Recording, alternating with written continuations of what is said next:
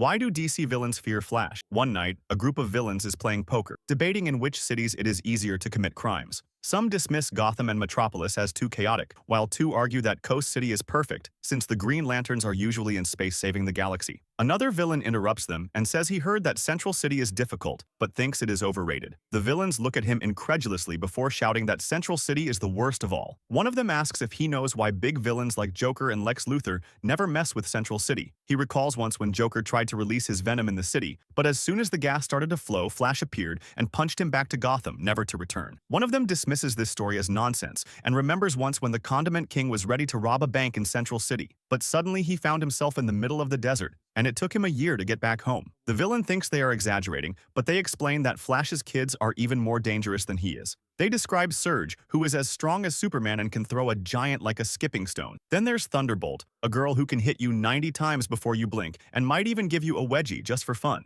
A villain tells a story about a wizard named Mordo who had the ability to travel through time and space, so he decided to visit Central City. As he was walking down the street, a little girl stuck her tongue out at him. Somehow, Mordra was offended by this and decided to snatch the pacifier from the little brat. Unfortunately for him, he did it right in front of Flash, who wagged his finger from side to side. Mordra immediately jumped to another dimension, thinking he was safe. However, Flash somehow finds him. Mordra jumps to different dimensions several times, but each time Flash finds him. Finally, he jumps to the end of the universe, but Flash walks behind him and asks for the pacifier back, and Mordra was never the same after that. The villain still can't believe what he's hearing. One of them says the worst thing is that Flash will give you a chance to do the right thing, unlike Batman, who will throw you into Arkham Asylum so you can escape later. The villain says they're just joking, and after all, he's been playing poker with the money he stole from a bank in Central City. The room falls silent and all the villains look at him in shock. They try to make a quick exit before Flash shows up, but suddenly, they hear a knock on the door. The villain says it's probably the pizza he ordered. However, he opens the door to see Flash asking for a quick chat.